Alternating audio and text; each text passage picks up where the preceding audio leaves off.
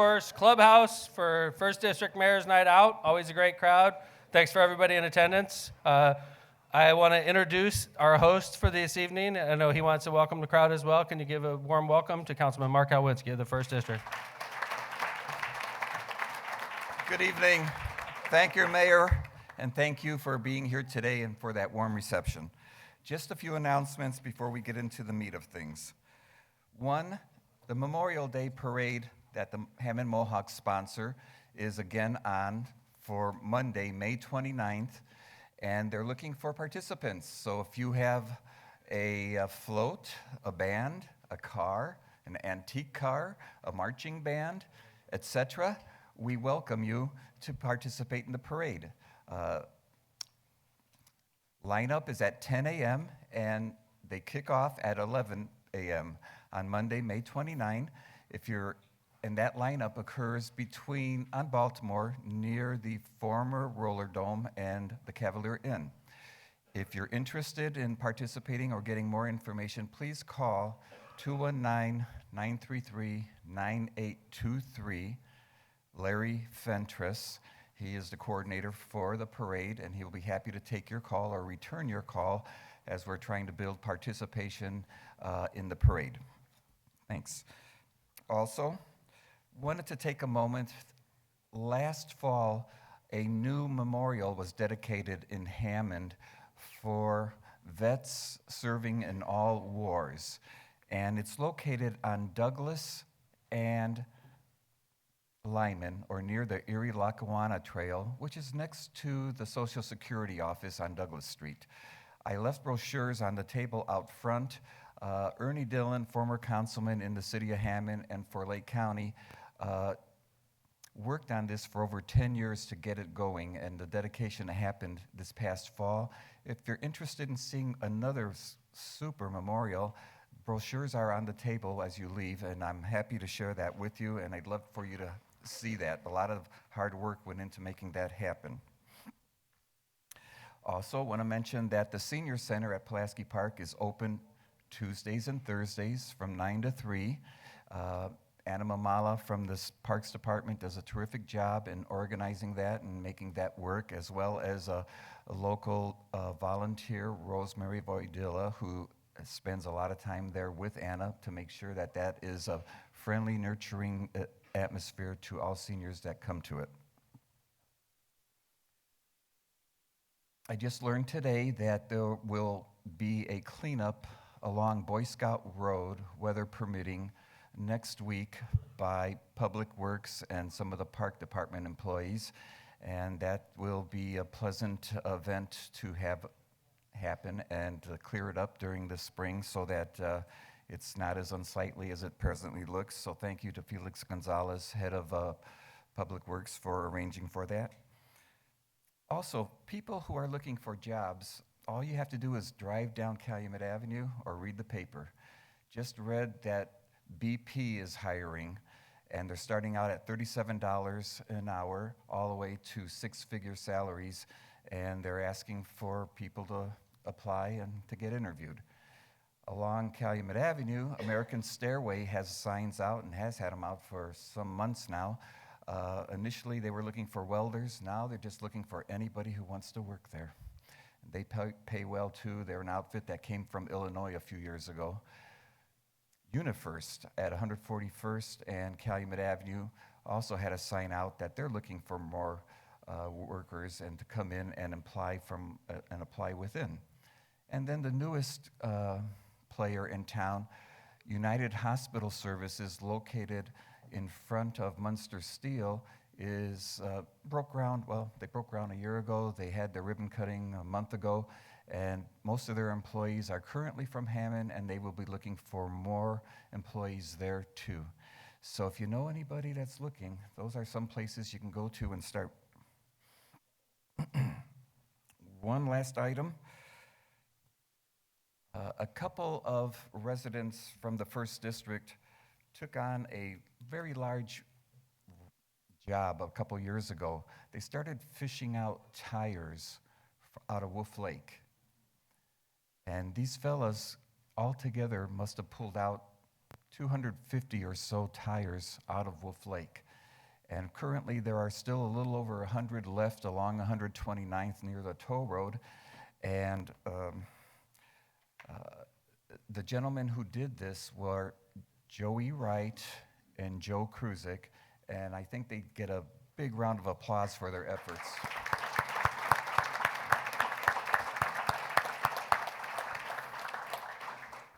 And Department Head of the Board of Public Works, Felix Gonzalez, let me know that tomorrow he will have crews going to pick up those tires and haul them away.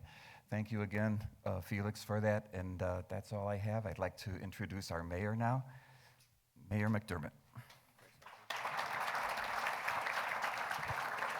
Thanks, Councilman Mark. All right, we're going to go ahead and get started. I'm going to introduce the department heads to you, and then I'll explain the rules. I'm sure many of you have been here many times previously, but we do it the same way every time. So right now in the audience, we have Sharon Daniels. She's the head of personnel and the head of College Bound, and she serves this side of the room. If you have a question, she comes up to you with a microphone and holds it. No offense. She holds it in your mouth. Please talk in it. Not because I can't hear you. I can. It's because we want the audience and TV to be able to hear you. On this side of the room, we have Eileen Ibarra, who's the City of Hammond's Special Events Coordinator. Eileen's going to work on this side of the room. She's also taking the questions from Eva, who's off in the corner. We take your written questions. That's how we come up with the topics. We try to stay on topic, okay? I'm going to start off talking about what happened with the recent EPA action and tell you some history since 2017 and how the city of Hammond's been dealing with this. We're going to start off with that topic. I'm not going to read a question. I'm sure this question's on a lot of yours' mind. We're going to answer those questions, flesh out that topic, and then we're going to move on to other topics, okay? So I'll start by introducing the department heads. So Sharon, can you go ahead and pass the mic? Dean Button, Engineering. Megan Moore, City Controller. Jim Talon, Park Department. Jeff Smith, Fire Department. Nicole Sullivan, Lost Marsh Golf Course. Ann Anderson, Planning and Development. Lavita Sparks Wade, United Neighborhoods. William Short, Police Department. Jaime Prieto, Water. Nicholas Farrell, Code Enforcement. Kevin Smith, Corporation Counsel.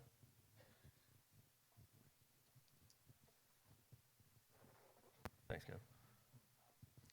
Ron Novak, Environmental Management. Brian Poland, City Planning. Carmen Paniagua, Housing Authority. Marty Wolgas, Hammond Sanitary District.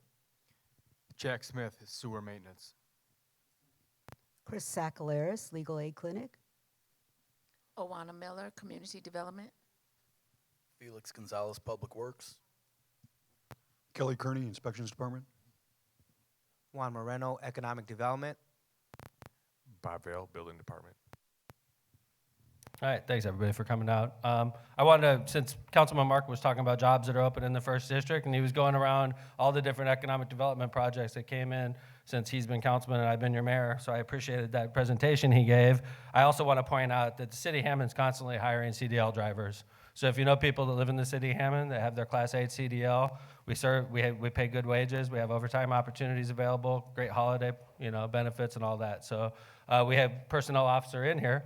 Sharon Daniels right over here. Another job that's perennially open in the city is if you have a young person that's thinking about becoming a firefighter or a police officer, we have a correctional officer opportunity that gets them in, speaking with our first responders, getting to know the first responders, and it's a very good pipeline to becoming a firefighter or a police officer. I have to say we're close to a dozen of our current Hammond police officers. Is it that high or am I optimistic? I think it's about a dozen.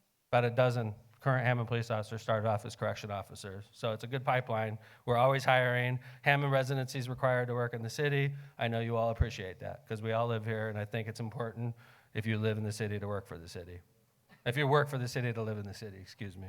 So I want to start off, the other day, I think I gave a presentation to the Hammond Council, the same presentation I'm going to start off Mayor's Night Out with, before the EPA acted, or it was around the same time. But I went before the council and told the council that the Environmental Protection Agency is going to make an announcement announcing the areas around federated metals was going to be added to their Superfund list. This is nothing that was a surprise to most people that are paying attention to what's been going on. This all started really, first off, the problem started back in the early 1900s, 40s, 50s, 60s. It's been a legacy problem. We got a visit in 2017 by Governor Holcomb at the time. Shortly thereafter, the EPA held a meeting in Whiting that we attended. And at that time, the EPA in Whiting indicated that all properties with greater than 400 parts per million in Whiting and the Robertsdale area were going to have to be remediated. At that time, we went out and bought X-ray fluorometer. Is that the proper terminology for it, Ron? No. The machine that the XRF. And it allowed us to test these properties on our own.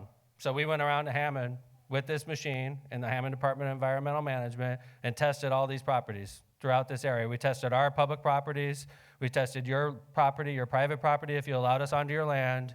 And we got an idea of what kind of problem we're facing here in the north, in Robertsdale. And at that time, we came up with private property, 112 pieces of private property in close vicinity to where we are right now that are close to federated metals. They had greater than 400 parts per million lead. This was in 2018. And we started making a plan at that point to start taking action on it so that we didn't have to wait for the Superfund designation to take place. And the Hammond Council, including your councilman, and the City of Hammond, the Department of Environmental Management, worked with a firm out of Indianapolis called EnviroForensics, and we began a process of putting together a plan on how expensive it would be for Hammond to clean up these properties. At that time, we said we were going to use gaming money. It didn't end up that way because of the ARP package that was passed by Congress. We used that money instead. But at the time, we were committed to using casino gaming money to clean up your private property up to federal standards so that while we're in this process of Superfund, which has begun yesterday or 2 days ago, this is going to be a long process. This is what we talked about back in 2017 and 2018. What if I owned a house in that Superfund area? And then the EPA came out and said, you live in a Superfund site, and my house could have been worth $200,000, and the next day it could have been worth $150,000 or less. And that's not fair to the people that own properties in this area. We have areas of Hammond that are graded 400 parts per million right now, like areas along the lake, the bike trail, areas around federated metals, but not your private property. So we came up with this program. We spent $5 million of city money working with EnviroForensics, $5 million plus. And we cleaned up 102 properties in Robertsdale, front and backyards. And if you had 2 trees and shrubs, when we got done, you had 2 trees and shrubs. And we took 2 feet of your front yard and 2 feet of your backyard, and we disposed of that waste like it was radioactive waste. We had to. This was what the federal government demanded. And then when Indiana's Department of Environmental Management wouldn't certify it, they wouldn't. When US EPA wouldn't certify it clean, they wouldn't. We have the Hammond Department of Environmental Management. So we certified it for you. And we certified it and filed it with the Lake County Recorder's Office. 102 pieces of property. So this designation, and I could not have done that without the work of the Hammond Council, without your councilman, without the federal government passing the ARP, which includes our senators, our representatives, the president. We used that money wisely, right here in Robertsdale. So when this came down on Monday, we weren't shocked. We were expecting it. And I know you're upset and scared. I could tell you that the EPA, in my opinion, is very sensitive to lead because of what happened in East Chicago, what happened in Flint, obviously. What happened in East Chicago, we're comparing apples to oranges. If the 400 parts per million that's on the bike trail and around that area, that's too high for federal limits.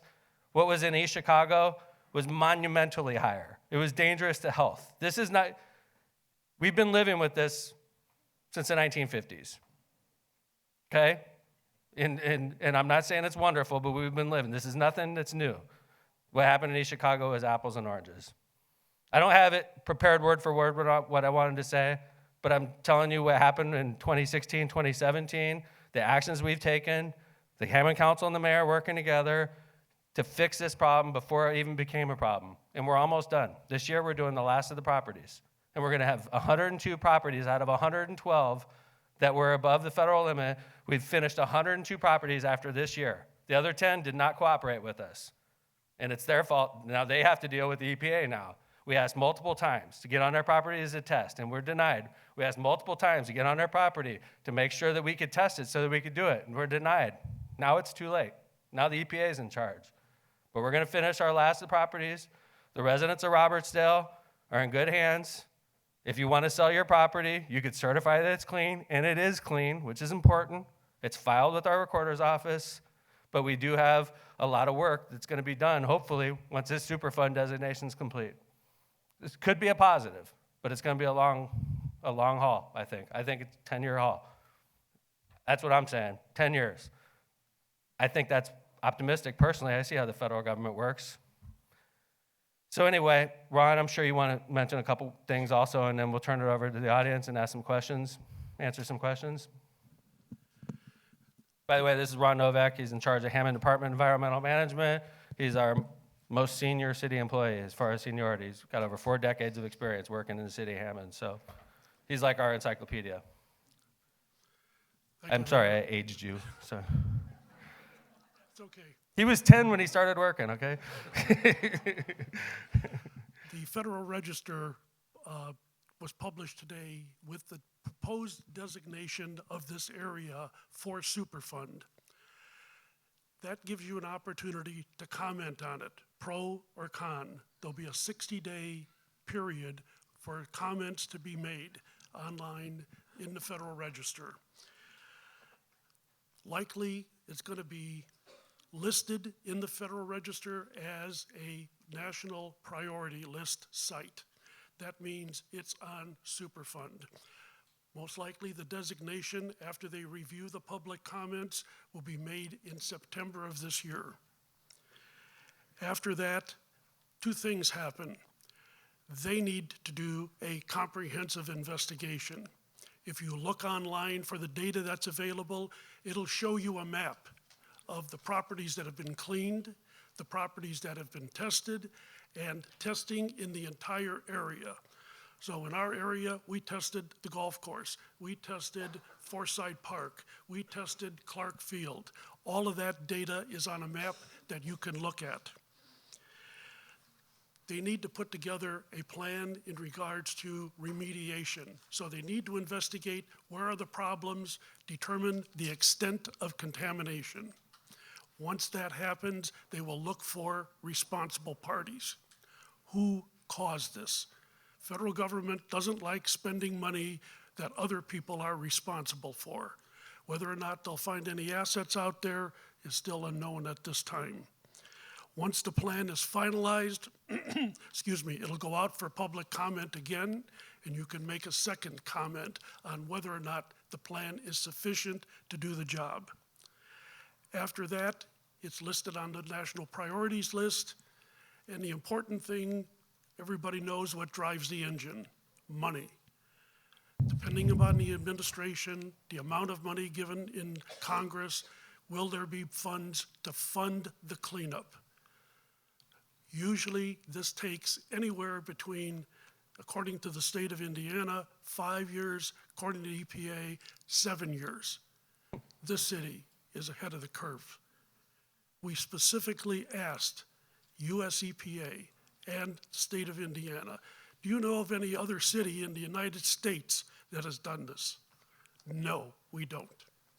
So the city of Hammond is very fortunate, especially those folks that are along Lakeview Avenue and 121st Street, 12 and 1300 block, 2100 block of Indianapolis Boulevard. They're way ahead of the curve. Thanks, Ron. And I wanted to point out a couple more things. First off, when we did your yards, we followed the US EPA standards to the letter. Because EPA, in the first year they came out here, they did a couple of homes. It was very selective, a very small round. We watched what they did. We followed their specs. We followed it exactly to the letter. So your property is cleaned up exactly how EPA cleaned it up, and it's not cheap. It's surprisingly not cheap. Secondly, now think about, this problem isn't contained to just Robertsdale. I'm the mayor of Hammond, but I want to talk about something that occurred over the course of a decade and think about where we are right now. Day like today, usually we have northerly prevailing winds.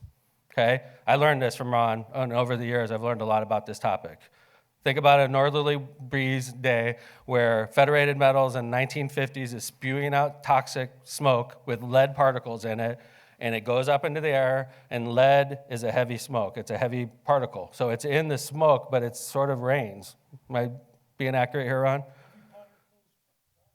So the smoke would come out, the wind would take the smoke and blow it north towards Lake Michigan, and while the smoke is going towards Lake Michigan, it's raining on Whiting. A little bit of Hammond, but mostly in Whiting for decades.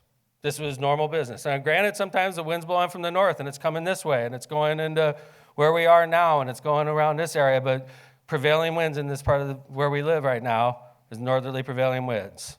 So Whiting is also part of this process with us.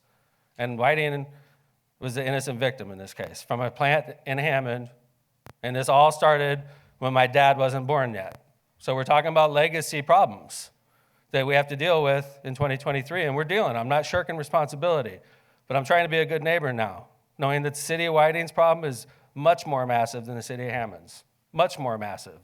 There's mutual litigation being talked about with the city of Hammond and Whiting right now, and there's uneven splits in how we intend to recover because Whiting has a much bigger problem than the city of Hammond does, and we acknowledge that. That's why Mayor Steve and I have been in great communication. I think he's a great mayor. I appreciate what he's doing, and he's working hard on this as well. I did want to point that out, that this is a Hammond plant that caused problems for this entire area, but this happened a long, long time ago.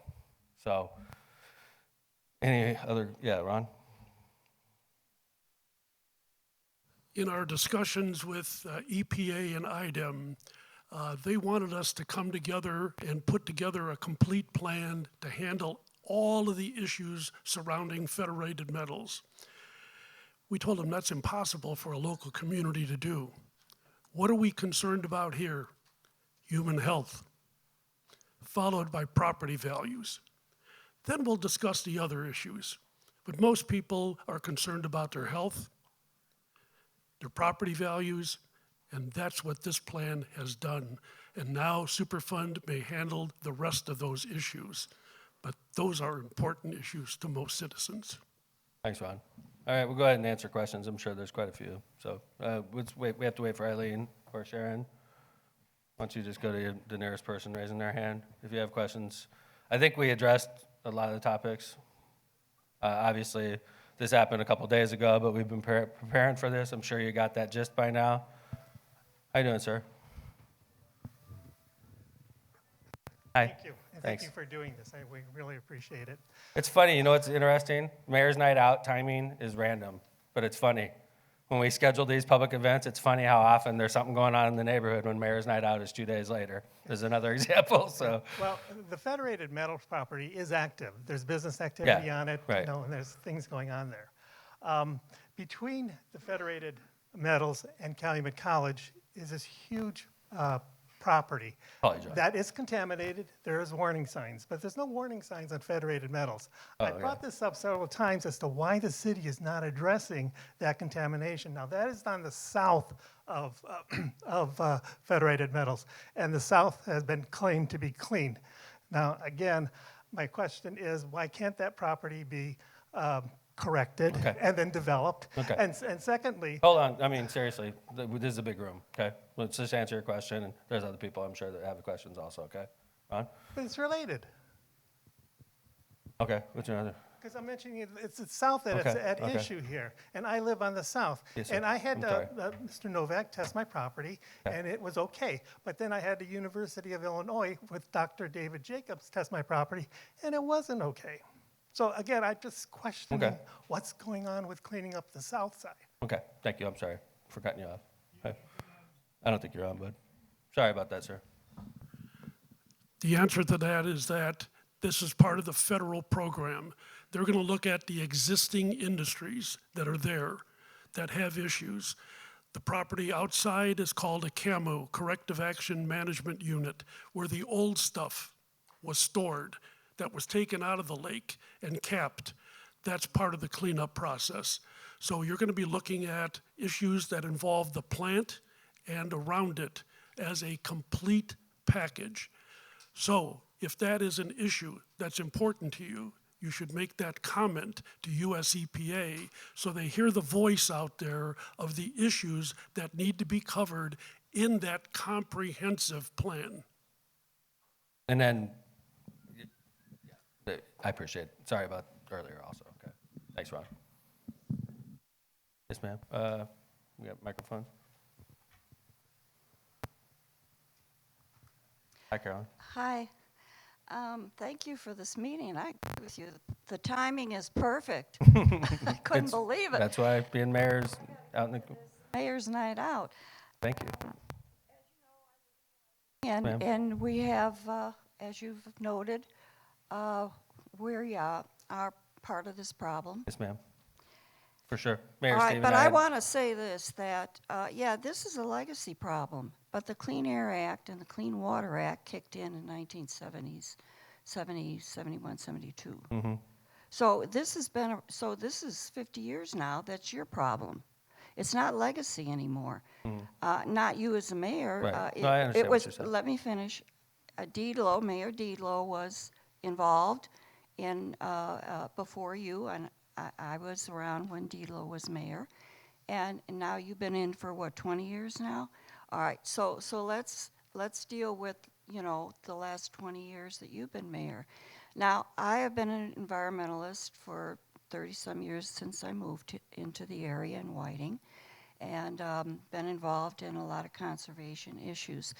We fought for air monitors, and we weren't getting them. We had a fight for air monitors when the whole lead issue came up, when it was actually Trump, President Trump, who brought his people in to do the studies. Because I was there when his EPA guy, Pruitt, was at the property, and Holcomb was there. So they wanted to clean up the area, and they're the ones that noted all the lead. Now, you haven't mentioned George Lake. My question is, because it is a big audience here, I don't want to carry on, which I could, but I won't. I know you could. All right, Polyjon has contaminated George Lake.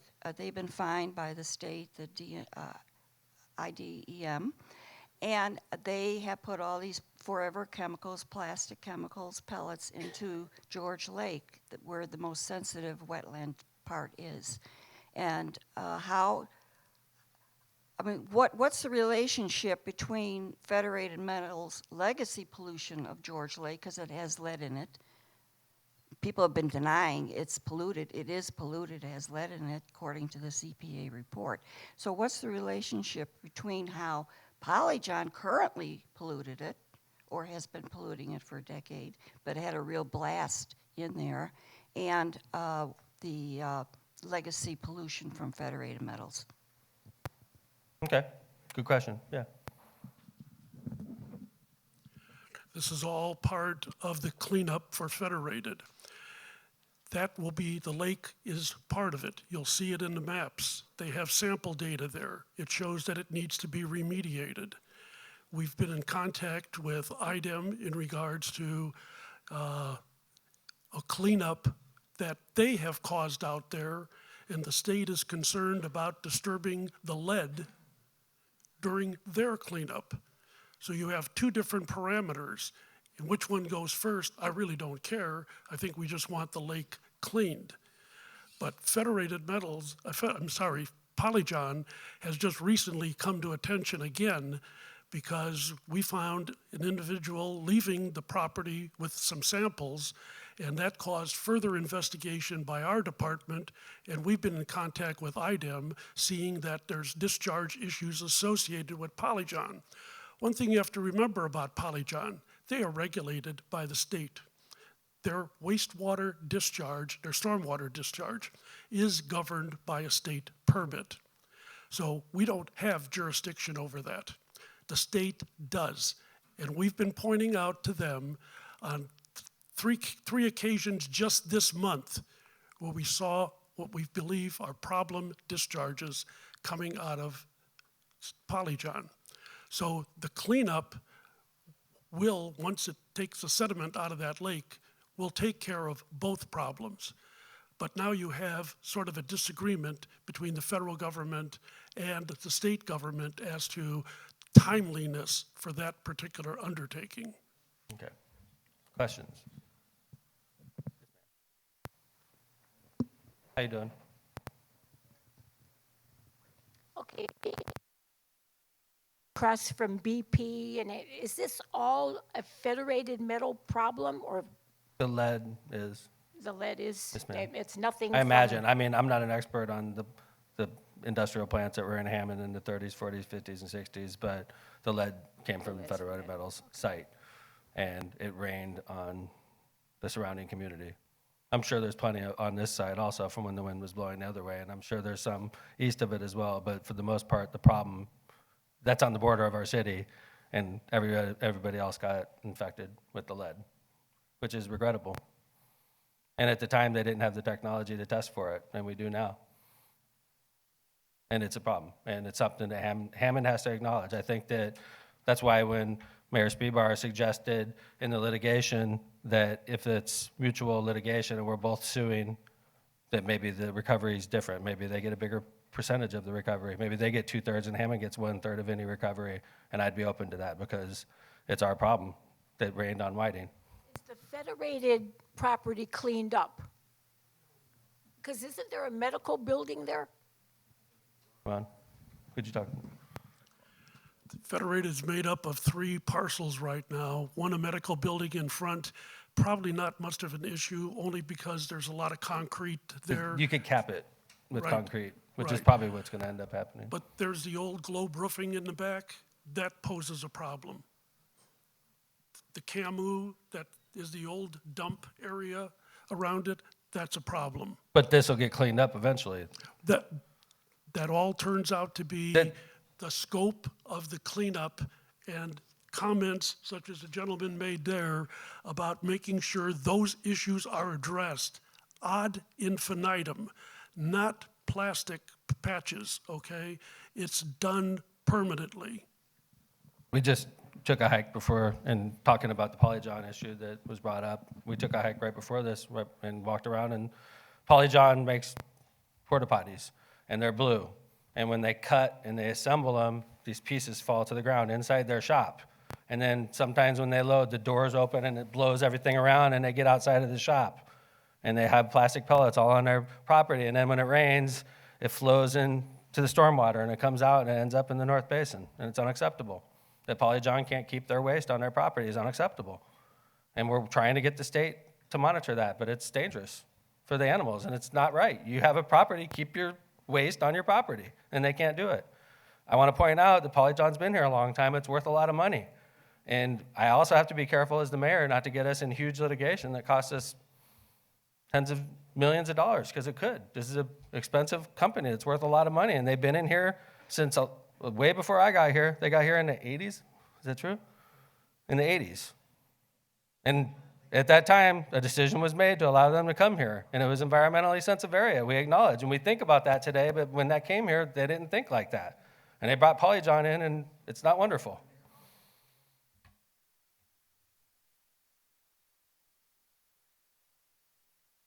Questions? I want to say, again, as your mayor, I think that we did the best we could with the hand that we were dealt, because we protected you, the homeowners. So that if you need to sell your property in the next decade, we gave you the ability to do it and not lose hundreds of thousands of dollars. And, that's who we were trying to protect. We still have a lot of work to do in Hammond. Hopefully, when this project is done, hopefully George Lake is wonderful and vibrant, and we could actually develop around it, because we can't do that now. Hopefully Federated Metals is cleaned up and vibrant. I mean, that's the goal. In the meantime, we have to get there, and, that's the process we're about to go through. But, at least the homeowners are taken care of. That's where I sit. Yes, sir. How you doing, Carl? Good, thanks. Let me step out. I don't want to block anybody. This is a convoluted. It's very upsetting. I don't live in Robertsdale. I live in South Hammond. But it's a convoluted mess that spans the EPA, the federal, the state. I mean, there's always hands are tied, and that's, understandable. There are so many Absolutely. things that you can, that This is a complicated the piece city of can property. do. I totally acknowledge what you're saying.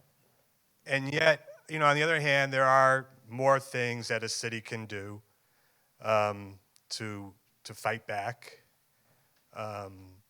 and things that a city can do immediately. What are we talking about, though, Carl? I'm So I gonna know how to. No, are we talking Polyjon? Are we talking Federated Metals? environment generally. Okay, all right. Yeah.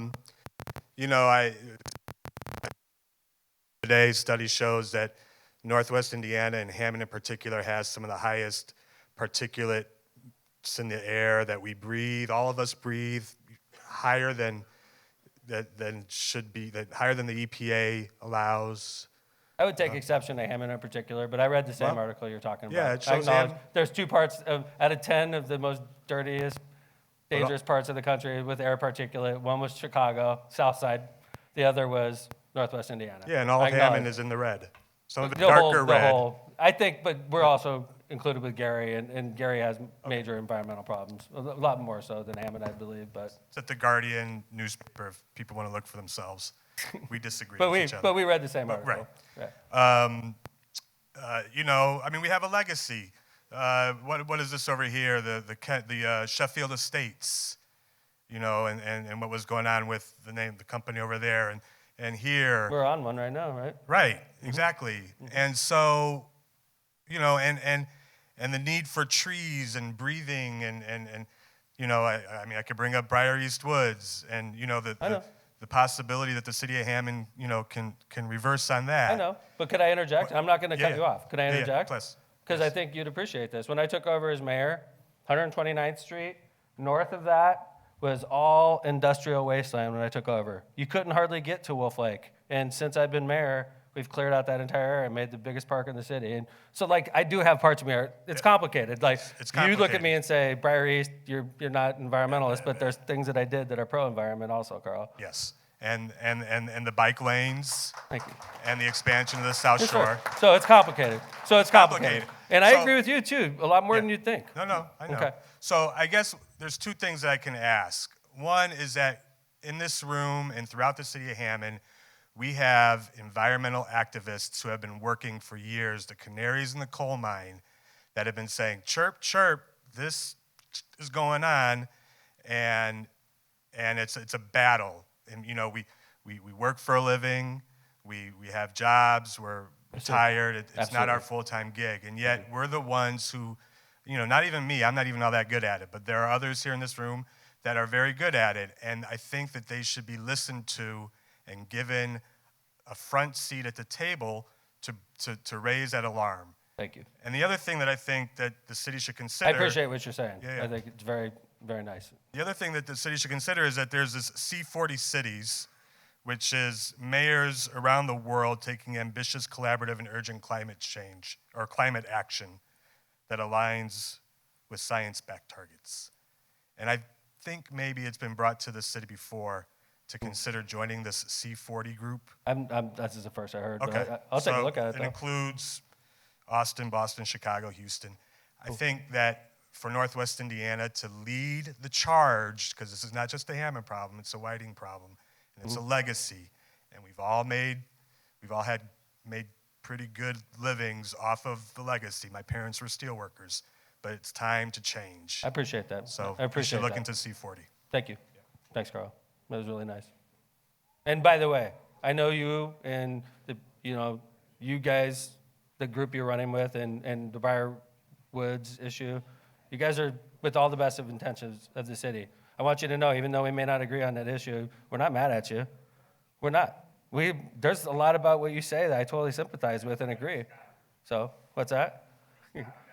Oh, yeah. I'm just saying. I'm not mad at.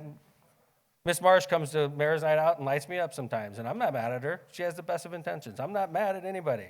I'm trying the best I can, and we got to proceed cautiously and try not to get our butts sued also and pay tons of money in lawsuits, and I'm trying to thread that needle. So, all right, questions. Dave, you're killing me. I'm asking you. You don't want to say anything? Could you wait for, okay. Could you wait for the microphone? I prompted you, which is unprecedented. No. There's a meeting with IDEM on Yes, sir. Friday night. Right. A very terribly inconvenient Is that time at Cal and College? date. I At know Cal Doc- College. It is? Room And 200, Dr. McCormick? Nice to see you. Okay, It's yeah. 200, and I think that would be Friday, a 7 o'clock, I think? Or Friday at 5 o'clock. 5 right? o'clock, thank you. Which is, I think, terribly inconvenient. I think they did that to us because they didn't want to meet with us. Well, so it was, thank Representative Jackson for that. She right. really did Well, put she, that keep in together. mind, she works during the week. She and did a didn't great stay job, up. though. She got the meeting, which Right. we hounded her for. My gosh, that's in my face.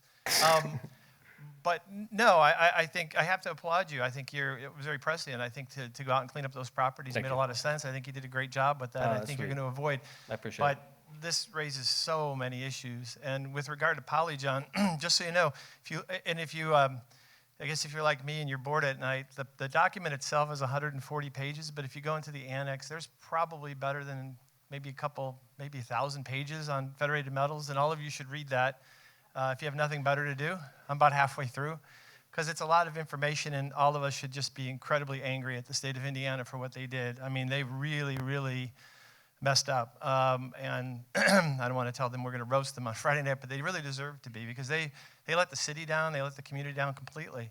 And on Polygon, see, I'm not afraid of litigation. I already filed my notice to sue them back then. Just so you know, I had tests done. There was no lead found there. Did you get them for, is it clean water violation? Is Yeah. that good for you. And Thank you. there's no lead. I had it tested for lead, and the lead all came back way under the limits. Thank you. And if you look at But you know, I totally agree with where you've been for years on this issue, that if Polyjohn's going to do business, they got to keep their waste on their property, and they can't do it. I walked around the entire perimeter, and there's blue pellets everywhere. Right, And yes. then that's coming from them, obviously. Yep, and you'll find it now a mile away. It's migrated. agree with you. And the I agree state with you. did It's not nothing. acceptable. IDEM, It's you not know, acceptable, Dave. IDEM would rather fight local environmentalists, local citizens, than work with us. They I- fight everything. I appreciate you guys. So, and lighting a fire under my butt's a good thing, and you guys are right on this, and we're going to proceed accordingly, okay? That I'm going to slink back in my seat. Thank you. Good. Thank you. Mhm. Nice to see Dr. McCormick in the audience from Calumet College. Good to see you. Thank you for being here. I want to introduce the councilman also in the audience. Did you have something to say, Doctor? I'm sorry. Yeah, sure. I was just wondering, the designation of the Superfund with all the housing development that is planned for Clark Field, how do you think that will impact the value Great question. and the development that is exciting? Okay. You're not on. You're not on. Is it? It was on? Oh, my bad. You were on. It's on. Won't affect Clark Field. We've already done an extensive environmental assessment out there, and it won't impact that at all. We worked on especially lead out there. We did a follow-up study out there. But if you look at the EPA document, and rather than going through the 149 pages, look at the maps. They show everything. They show where IDEM and EPA have tested, what the levels are, and Clark Field was tested multiple times. So my question is more the people that we're trying to attract to buy property, if you have a Superfund site right next to it. That's more my question. Right. I would probably defer to people in the real estate market on this, but I mean, I don't think it doesn't affect them directly, you know? And I think we'll find out when we put them up for auction. I hope it doesn't, but I think those properties are going to be gone like wildfire. I really do. I think it's an amazing opportunity to build a home that has beautiful views of Wolf Lake. And I hope, honestly, 30 years from now, when we come back and this Superfund designation is finally done, I'm not saying it's going to take 30 years, but when we look in here 30 years from now, I hope the North Basin of George Lake has houses all around it, or, you know, just positive benefits for our community. I really do. Just so we could use it and, you know, go out there and enjoy it, because really, it's not really available right now, and it hasn't been for a long time. So, and I think that should be our goal through this process is, if we're going to clean it up, if we're going to have to live with this, let's make them pay. At the end of it, let's clean that thing up. Clean up the north basin of George Lake. Clean up the ground, make it nice if we're going to go through this process. But in the meantime, you'll be able to sell your property, and that's the most important part. So, Hey, Mayor, could I Thanks. just say one more thing about Clark Fields? Just for a quick update, since we had Dr. McCormick ask that. The current process is that we are finishing up the plat, thanks to Brian Pullen and his planning team, and we are still on track to go to auction in June. I think that's the goal. And just anecdotally, Dr. McCormick, I can tell you that every week I get a call about somebody who asks me, I got a text today from somebody who lives in Munster, when are the lots going on sale?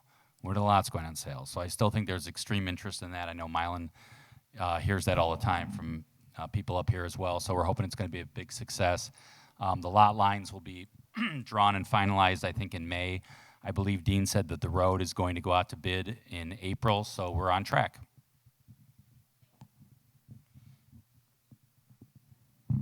I'm going to go ahead and first off, I want to say thanks to everybody for that first topic. And I'm not sweating. I spilled my water all over me. If you're wondering what this is, sorry.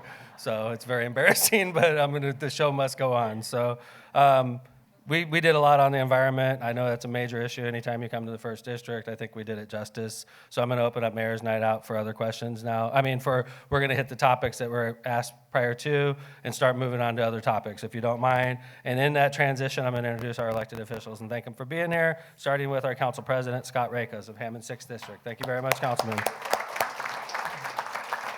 Again, your host, Councilman, 1st District Councilman Mark Halwinski.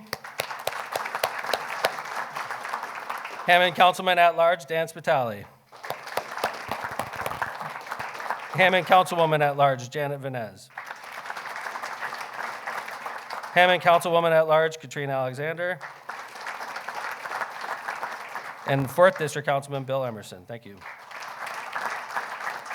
I want to remind everybody, Election Day is May 2nd. Get out and vote. We need good turnout. A lot of people are predicting low turnouts for Hammond because there's not a lot of contested races, so please don't let that happen. We need to go out and show solid numbers, and we have great candidates running, so make sure you get out and exercise your right to vote. Early voting begins, Kevin? April 4th. Early voting begins. So normal rules, you can go to any of the basically super polling locations. Downtown Hammond has one, East Chicago. You can go to Crown Point and vote Hammond, any of the polling locations in the early voting period. And then on election day, you have to go to your precinct. So let's make sure we vote. They're great elections. And the council and the mayor, I think one of the reasons our city's doing as well as it is right now, and obviously I think it's doing well. I think the reason that we're doing so well is because the council and the mayor work well together. We really do. And I see gridlock in a lot of cities, and gridlock's not good. I see cities that were given millions of dollars to spend, ARP money, that were given millions of dollars to spend, and they argue about how they're going to spend it, and they can't even spend it because they're so dysfunctional. That's not going on in our city right now. We're working really well. So the only way to have a good council is to go out and vote for the people you believe in. So please, don't stay home. We got to all go out and vote on election day or before election day. So that's my plea, to be good civic people. And we are. Everybody in this room is a good civic person. So not just you, get your family out to vote. Mayor, you reminded me, there's a polling change. If you live in the north end of Robertsdale and have voted at the community church, it's like, I think, 114th Street, that has been changed to Franklin School. So if you're planning on voting on election day and you used to voting in precinct 1-1, that is now at Franklin School. Thank you. All right. Eileen, how are we doing? Good. So, It's not very often, by the way, when we start off Mayor's Night with a specific topic like that, there's obviously something going on. It only happens a few times where we go into Mayor's Night going, we know why everybody's here, and we got to talk about it. So tonight was one of those nights. So anyway, we're back to the randomness. I love it. So we have quite a few questions and concerns regarding the Pulaski Park pool. Okay. I'll read one short letter from a resident, but all are pretty similar, the ones Thank that you. were received. Good, thank you. So even though your letter may not be read, if you don't think Eileen did you justice, raise your hand, okay? But Eileen's going to try to do I'll you try justice. my best. So, right. Are you still planning on supporting your multi-million-dollar swimming pool project in North Hammond? There are so many other quality of life projects that need to be accomplished instead of investing in something that will only be used 3 months out of the year. Now that the Y by the Sportsplex will be building a pool and splash pad, a pool is not needed. What is needed is a new firehouse, and infrastructure work to be done in Robertsdale and North Hammond. Work is needed on 117th Street, West Park Avenue, a Columbia resurface, 139th Street, needs sewer and water line replacement. Okay. This process, the Pulaski Park Pool subject, has been building for over 5 years, back and forth. And we resolved, when I say we, Councilman Kowinski, on behalf of a lot of people in the Pulaski Park Neighborhood Association and my administration, we fought sometimes over this.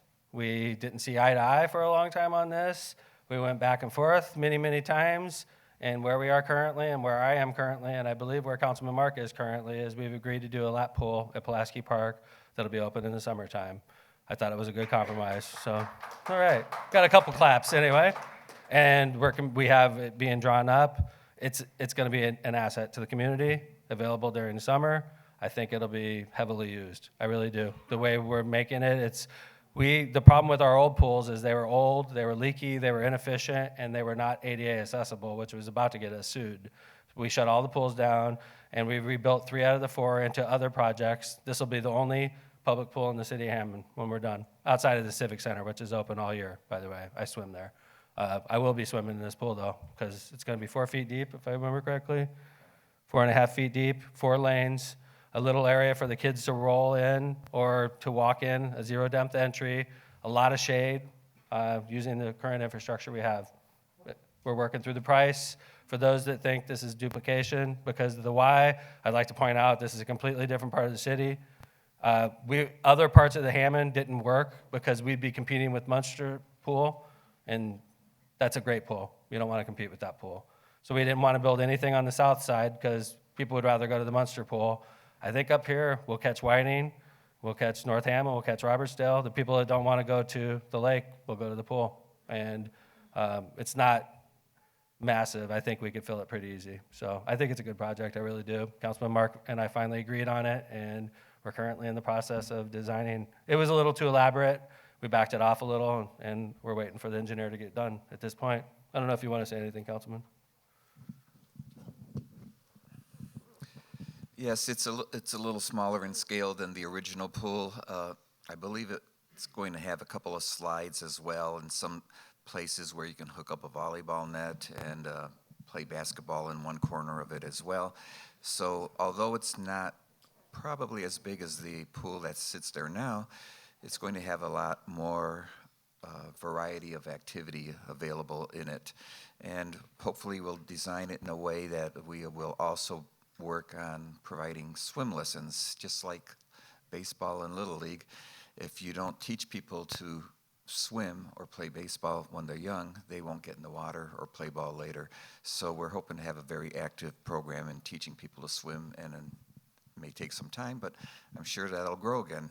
Thank you. And thank you, Mayor, for participating and making this happen. Well, it was a long process. I remember having a real tough meeting in here on that very subject. It was Mayor's Night Out in this very room.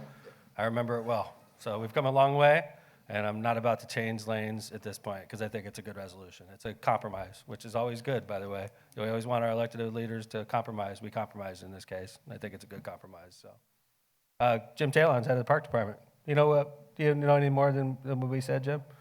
No, Mayor, I think you guys touched on everything. I think summer of '25 was the plan. We're swimming in the summer of '25. Correct. So we'll start construction, probably in the spring, like a year from now? Yeah, I think that was the plan, early Is that- spring. Are you under that Next year. question? That seems a long time. Yeah, I think we got to revisit that. Do you remember, Kevin? No, it wasn't this spring. I thought next year we were swimming. I thought it was like at the end of next year we were swimming. Yeah, is that what you remember? We'll figure it out.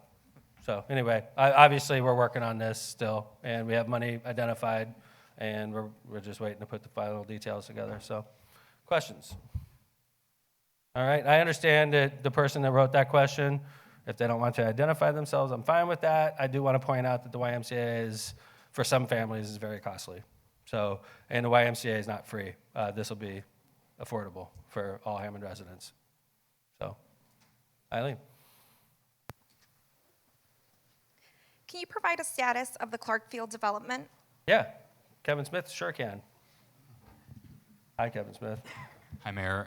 And also, I would probably call on Dean for a little help here, as well as Brian. So if the person who asked that question is asking what's been happening since the community meetings we had at the Clipper Room, because those were very helpful and informative, and it allowed the community to weigh in and let the mayor and his staff know their preferences as to the layout. We started with several different layouts that included multifamily, some other paired homes, and at the end of the day, we came down to the preference appeared to be single-family homes, which is the direction we're going. I think there's 37 lots, give or take, some additional green space in that area. They're being platted. There's going to be one road that goes in and out.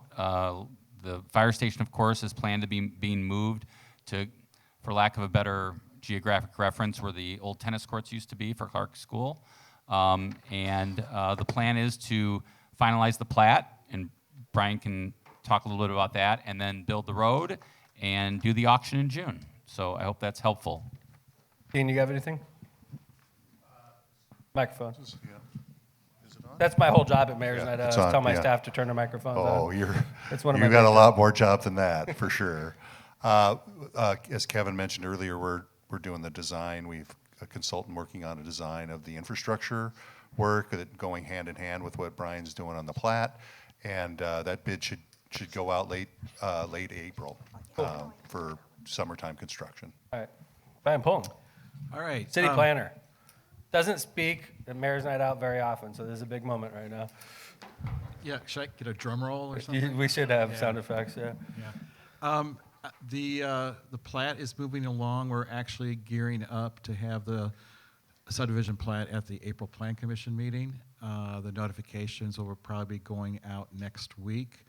At the same time, we'll be hearing, the Plan Commission will hear for the rezoning to change it to the R1 designation, and then that goes to City Council after the Plan Commission makes its recommendation. Microphone. Yeah, it's not on. Okay. The only other thing I was going to mention is after that all gets done and before the auction, obviously, there'll be a notice that goes out. It'll be advertised. You'll have to go sign up at City Hall Redevelopment Commission if you'd like to register to be a bidder, and all the rules will be on there. Minimums of each lot, opening bids, things like that. It'll be open auction. If you attended the Deedlow Parkway auction, it'll be very similar, and it will allow. It'll also limit the amount of lots you can buy, so we don't have one developer from New York City come in and buy all the lots. So I think it's going to be very open and fair. Thank you, Kevin. Questions on this? One more follow-up question Sure. on that. What is the validity of the development area for housing given the high water table for Clark Fields? That's a Dean question. Oh, I can just this is more just High from what water I know table. about Deedlow Parkway. I learned this from discussions, and Mylan probably knows this as well. But so a lot of people won't build basements, they'll build crawl spaces, and they'll just build it up higher. Because if you look at the homes in Deedlow Parkway, you'll see they're built up a little bit, kind of like what they did on Lake Avenue as well when they did those 4 houses over there. So you'll just see probably less basements, more crawl spaces. I mean, there's daylight basements all over Robertsdale, right? I mean, I have one. I live at 119th Street, not far from Wolf Lake. And so if somebody wanted a basement, right, I think they could have one, and they would have to have a sump pump to do the dewatering around their home. I think it's up to the easements, covenants, restrictions in the plat that would determine how these homes would be constructed. Oh, and by the way, Robertsdale is essentially 100% separated between sanitary and storm sewer, so we have a separate sewer system just for the stormwater to be able to manage that. Cool. Hey, do me a favor, department heads. If you live in the 1st District in Hammond, raise your hand, would you? All right. Nice. I do pretty well up here. See? All over. So we do pretty well. Everybody, all the department heads live in the city. So, all right, let's go on. Next question. Is it about that, sir? Okay. Hold on 2 seconds. Just for the, I'm sure you could be loud enough to get on Jake's. Yeah.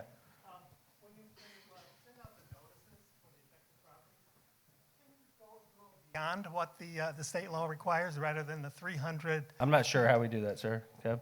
It's a failed process right now. If you have an issue with the amount of distance, you should talk to your state legislator to attempt to extend that. The problem is once we extend over what's required, then we get into a position of, why didn't you go further? Why didn't you ask me? I'm down the block, I'm down the road, I'm out in the next city. Okay. And so our requirement is there so that we meet the requirement. Okay, And if you again, have the a question, process- if you have a problem with it, ask your legislator. The current process has failed because the residents do not get the notifications on sign. I got mine the day before the meeting. That's a notice issue. Mr. Pollen got cussed out by a few of the neighbors because they got it after the meeting. So again, it's just a common courtesy just to let the neighbors know I agree, and that all this I'm meeting saying- is going to be taking place. Agreed. And I didn't, my comments weren't meant to be directed at the timing of the notice, but just to explain why we only go to a certain distance. If there's a timing issue, that's something totally different, and I wouldn't want to get the notice the day of either. I agree with you. So I'll work on that, and Brian and I can talk about And that. other municipalities have accommodated the residents for this. Okay, I'll look into that. Thank you. Bye. Microphone. These are tricky little microphones we got. Okay. Just to make the comment, when this topic was raised at a previous meeting, we went through our records on our notifications and the results, and as far as when the letters go out and when the green cards come back from the post office, and they were coming back within, on an average of 4 to 5 days. There certainly were outliers that came in longer than that, and they were, it could have been a lot of reasons of whether or not the person picked up their letter from the post office. So those are issues outside of our control. But our records are showing that people are getting their notices and are responding back in 5 days or less. Okay. Questions? Eileen? One last follow-up, Mayor. Will you be sharing the final plan for Clarkfield development, incorporating the request for more green space and the berm along Calumet Avenue with the citizens of Robertsdale? Sure, I have no problem with that. But like to catch everybody up to what happened is we had a meeting at the Clipper Room. It was a meeting with a crowd very similar in size, and they were very active, and we worked together, and I completely conceded where I was mentally walking into that room. I completely conceded and sided with the residents, and we agreed that that entire development should be single-family homes and single-family lots, very close in size to each other, and there was going to be no higher density housing in the entire area. It was going to be all single-family lots. That's how we walked out of the room, and that's what we proceeded to do. So at the auction, I imagine they'll have overhead drawings, right? Dean, do we have anything like that? Yeah, yes, sir. We have drawings that we can share with the public based upon the concept that was decided. Yeah, because we started off with like multiple options, and we went in the community, and then we picked one, and then we went back and came back to the community and said, this is the one we're going with, and the community didn't like it. And we started working on it again, and we went back, and now we're where we are. And it's just like the residents wanted it, quite frankly. So I think it's going to be a great addition. We're going to have 37 new single-family homes in Robertsdale. That's a positive, and they'll go up quickly. You watch. People are going to want these. That's great. That's a great sign for our city. Anytime you're building new houses, that's a positive. So, questions? The questions really are the written questions. Are these follow up to the same one, or? Sure. Yeah. Yes, sir. Great question. Clark School. All right, we got it. It was a quick one. He was quick on the draw. He said, Clark School. What are you going to do with Clark School? What's going to be done with Clark School? Because Clark School is owned by the school city of Hammond. We all know that. And I could tell you that first off, it's complicated because of a state law passed by the state of Indiana. I'm sure I've mentioned this to people in this room before, but if you've heard it before, please indulge me. Indiana passed a law that was protective of charter schools. Indiana legislators, for the most part, want charter schools to thrive, usually at the expense of public schools. And that's what we're starting to see, especially in urban cities like Hammond, South Bend. Well, not so much in Hammond, but Gary, East Chicago, South Bend. South Bend has a huge charter school that's sucking up all the public school students, and which is, for the charter school, that's great, but for the public school, it's horrible. Teachers are getting laid off, schools are being shut down. So Indiana passes a law about 5 years ago that said any empty school building has to be offered to a charter school before it could be put up for sale. So School City Hammond's biggest threat to its existence are charter schools. The biggest threat to them. Charter schools will take their students. And I realize I built one, but that was a long time ago. It's a completely different world between where the relationship with the school city and the civil city is. We have a great relationship, working together. We see what's going on in other cities around the state. And I think Haas works very well with the school city. But I don't think we need any more charter schools in the city of Hammond. I don't. So this law requires Hammond School City to put up Clark High School for $1. Gavitt also, by the way, make it available to a charter school, and if they want it, they buy it for $1, and then they take students from the School City of Hammond. So they lose money on the sale of the building because Clark High School is worth far more than $1, and then they lose money when they steal their students. It's a double win for the charter schools. So what it encourages the schools to do is sit on buildings forever. Why does School City doesn't want to put that building for sale? Because of that law. What if somebody gobbles it up and opens a charter school? That's devastating to the School City of Hammond. So they have no incentive to sell these buildings to us. We could develop it. Instead, they sit on it. And I'm not blaming the superintendent. He's a great guy. I think he's doing a great job. It's this dumb state law that's crippling cities like Hammond. It's not right. So what happens is, sir, gentlemen like yourself, voters like yourself get mad, and then they say, Mayor, what are you doing? Gavitt's just sitting there wasting away. What are you going to do about it? But really, it's this state law that cripples us. No, we're trying to figure out ways around it. We got good lawyers. And we're figuring out some pretty creative ways. I'll tell you about one of them right now. Let's say Clark High School is offered up for $1 to a charter school. Let's say a charter school buys it, and they say, we got Clark High School for $1. And then they come to the city of Hammond, they say, we want to open a 1,000-person charter school up. We got $1 school, we're ready to go. And we say, fine, new charter school, where are you going to park those students? And they say, what? What happened to the parking lot? Oh, it's 37 single-family homes. It's a great deal for the residents of Hammond, right?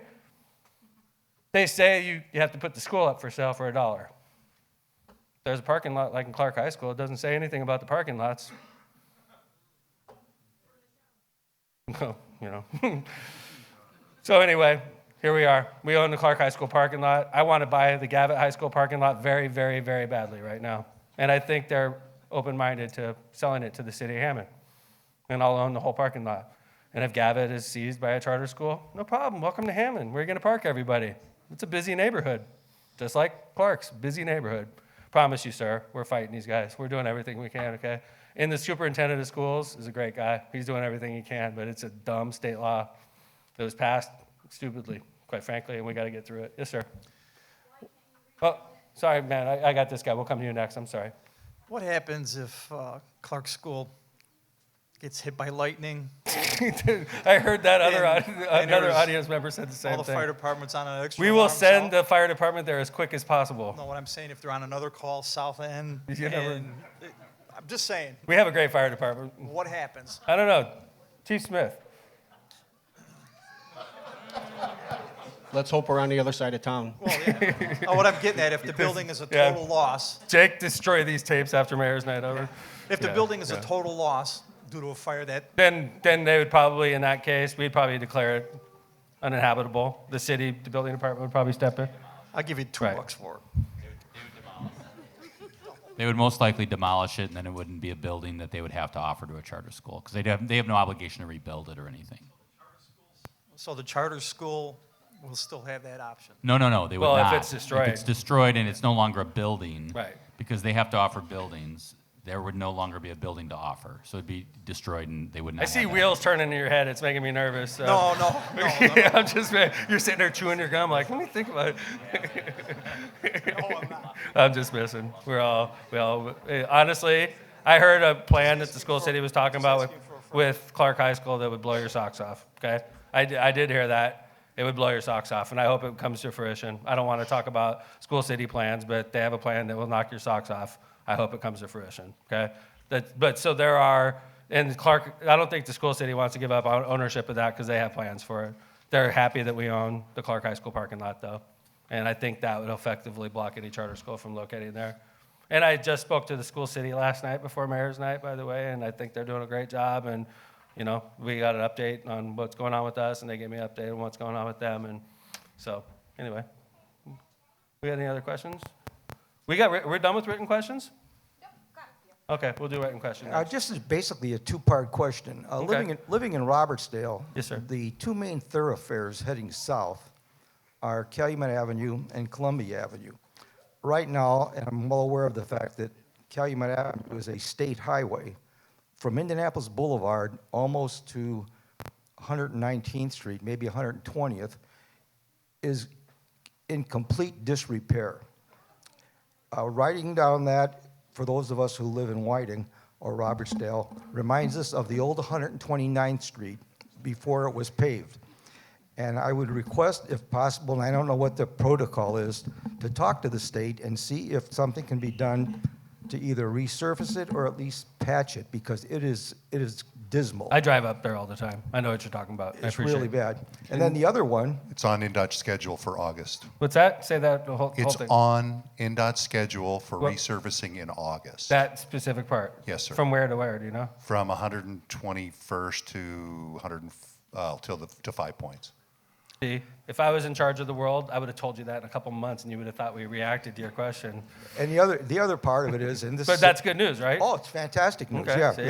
I live right across from Clark High School. God forbid what happens there. But anyway, the second part I of the, remember you. You live across. I remember when I first campaigned. We talked, right? yeah, right on the corner, I totally remember you, 120th yeah. and Stanton. Yep, I know exactly where you live. But the second part of the question is, again, another thoroughfare that's going south. It's not in the first district, but Columbia Avenue is probably as bad, if not worse, when you get across the tracks Yeah. and start heading south, past Menards and that Yeah. area there. I drive there every day That too. that Yeah. probably needs some work. But I just And wanted to that- bring good news for those sure up. on that one, Dean. Couldn't agree more, right? I drive Columbia Avenue all the time. We submitted to NERC for funding for what's called a Pell Grant or planning and environmental linkage study to be done over there to try to see what we can do and try to get federal money to redo all that. The infrastructure under there is very old. Sanitary district's got 2 large force mains and a very large Jack, you're over there all the time, right? downstream gravity sewer. That's a problem, and so it's a really major reconstruction. So We talk about that project. We talk about all the time in City Hall. couldn't It's agree a big more. one, though. Yeah, Expensive. it's a big priority. Thanks, Mayor. Thank you, sir. I think you guys would be surprised at how often we talk about the problems in Hammond. We have, just to give you insight, and I know we're coming to you next, ma'am. To give you insight, I meet with my staff every Monday. I meet with big departments, usually at least once every couple weeks in their department, regular meetings. I know for a fact all my departments have their own staff meetings, so I meet with department heads, they meet with bosses. It's like a corporation. I mean, we run it like it's a business. So, and we talk about problems, and you would be surprised at how often I walk into City Hall pissed off about something going on in the city, and I take it to staff meeting. It's accountability, and it works. I think that's why we're still here. But I love hearing questions and issues from you so I could take it back to City Hall. So I'm not offended you guys bringing this up at all. So, yes, ma'am.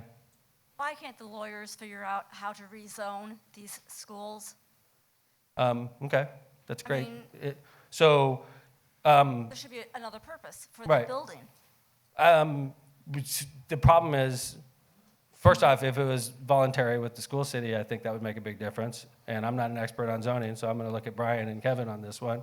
But they're owned by somebody, right? So let's say the city rezoned your house and we made it commercial, right? It wouldn't affect you currently because you live in the house, but it would affect your ability to sell the house after because it would be zoned differently, right? Right. So we have to keep in mind that these schools are owned by, and they were zoned appropriately when they Then were who owns them? school city. So Is that can't- a response to the question, Kev? Yeah, I mean, Brian will be better, but I mean, the point is that. Brian will be better? That's, Well, yeah. I mean, well.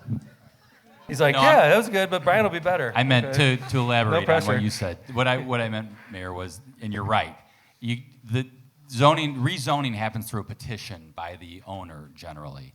And that petitioner would, in this case, would be the school city. And until they figure out what the use is, I think it's better to keep as institutional. But I defer again to Brian for What do you think, Brian? correcting me. I think Kevin gave a very good answer. Okay, I'm leaving. It's a shame just to have these buildings just empty. But I think I agree with you, ma'am, and I want you to know that's not going to be. We have to be patient because schools. It's not like they're literally hands tied by the state, literally. And if Superintendent Miller was doing something not to move this issue forward, I'd be all over him, I promise you. But it's not his fault. It's not the school board's fault. It's the state's fault. Anybody's fault. Yeah, I know. Yes, But it's frustrating because they all sit down there in Noblesville and Carmel and Fisher with brand new schools, and they don't have to worry about abandoned buildings. Older cities like Hammond have this problem, and they're not sympathetic at all, ma'am. That's the problem. They're not. They look at cities like Hammond and South Bend and Gary, and they're like, you're all Democrats and you deserve it. It's a horrible atmosphere. All of us. I know, ma'am. I know. I know not all of us. Hammond's a very diverse city politically, too, and I'm aware of that. So, well, thank you for the issue, though. I appreciate it. I'm glad we're having this conversation because I am glad. It's a frustrating thing. But all right, Eileen, what do we got? Is the green space south of the pavilion, west of Calumet Avenue? All right, hold on. South of the pavilion, west I of had Calumet to Avenue. follow it Yes. too. I had to speak to Dean before this. Yeah, I got to it. in figure my it head. out. Okay. South of the pavilion, west. South of the pavilion. So it's the grounds itself where you watch the show. West of Sheffield. Right. Oh, okay. Up to 129th Street. Gotcha. Part Okay. of Wolf Lake Park. North of 129th? If it's north of 129th, I would say the answer is yes. Except for the privately owned property, right. Except for the privately owned property. Are there any Do you agree with plans- that, Mylan Krasinski? Yeah. Why don't you grab a microphone there, my man? This is Mylan Krasinski, runs the Hammond Port Authority. He's lived up here for decades. They're ready to hand me 2 He mics. swam in the North Basin of George Lake, and he's still around kicking and healthy and all that. Thanks, Mayor. Mylan, Yep. where do you consider? No, you're right. Dover owns some property north of 129th. Right. That we don't own, but And the remainder of it is park property. That's where you consider your official property begins. Yes, That you're- that we maintain, we cut the Even grass. west of the toll road, you maintain over there also, right? Yes, we do. Right. Which is, people don't realize that's also, people think naturally that the toll road is a state line. We go out for west of the toll road also, and that's sort of no man's land over there. Good. Did we answer your question? All right, Question let's answered. go. Any plans for pickleball courts in Hammond? Great question. I'm not opposed at all. Is there? Where? Indy Park. What's different? What's different? Is it okay? Is it the same height net? It's on a tennis court. Haven't played pickleball? Oh, yeah. You didn't even tell me this. I love pickleball. I like pickleball. Let's go. Let's see who's better pickleball player. I'm ready. He's like practicing. I would love. It sounds like an employee Olympics is ahead of pickleball, Pickleball. but I want to thank Councilman Emerson because there were some pickleball players that were playing on the tennis court there, and he and Jim Talon and the park board. So thank you to the park board. Got the lines drawn last year, and it's in significant use. So I think it's popular, and hopefully we'll see more of them. Great idea. And we do have tennis courts that could be converted. And tennis courts have been falling out of popularity, and pickleball is picking up in popularity, and I think it's a natural. I have a feeling in the future you'll see us delve into that area more and more. So, great question. Love it. Let's go. Keep them rolling. This is a compliment for the sewer department. I have reported a missing storm drain grate, a noisy manhole cover, and a broken curb drain where a raccoon has taken up residence. Each and every time the sewer department came out within hours to assess and fix the issue. The sewer department is well run and takes residents' safety issues serious. Who is that from? Oh, that was nice. Did you really? I thought this was Jack's wife so much.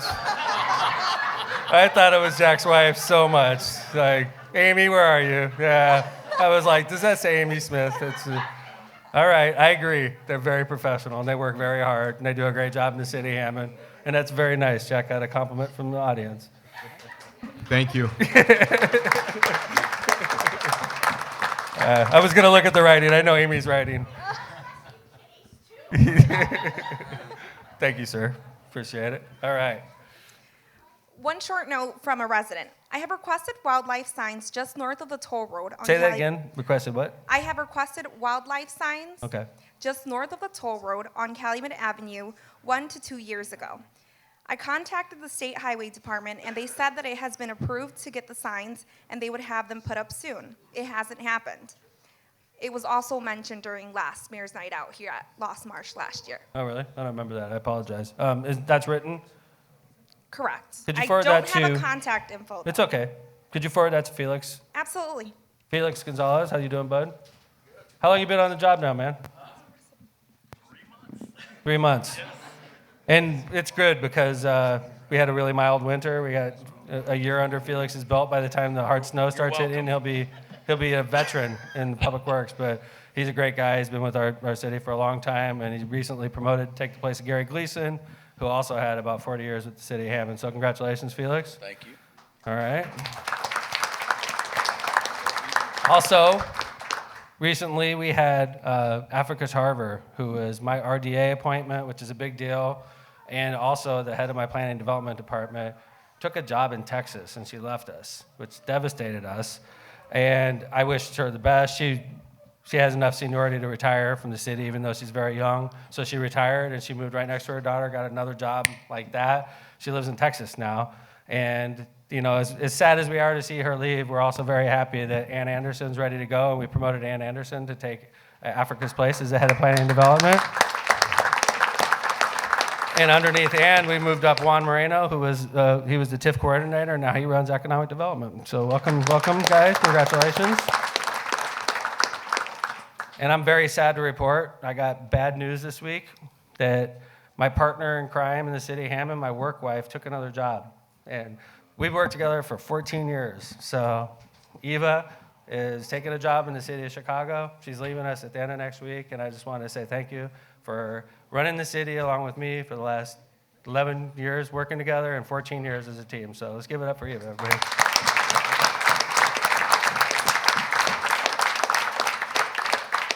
I hate Chicago banks, by the way. They steal all my employees, so. So that sucks, by the way. So anyway, we have more questions? Last one. It All is right. very lengthy, so I will try to cut it short. Okay. It is Hopefully there's a lot of compliments. No. Probably not. You could have done that one earlier, by the way. Suggestions on a new ordinance. So this is regarding Illinois' license plates. Yeah. There are approximately 6 to 10 cars and trucks, SUVs, living in the 17 and 1800 block of Davis Avenue with Illinois plates. How can they get an 8.5 by 11 blue visitors only window card? They are copying someone else's blue parking card. How can they be visiting for over 2 years, 7 days a week, 24 hours a day? Okay, do me a favor. Could you forward that to my office and also to the police department? Forward it to the chief. He'll get it to the appropriate people. Absolutely. And then do me a favor. Forward that one to the Board of Public Works and Safety also, could you? Absolutely. To all 3 of them.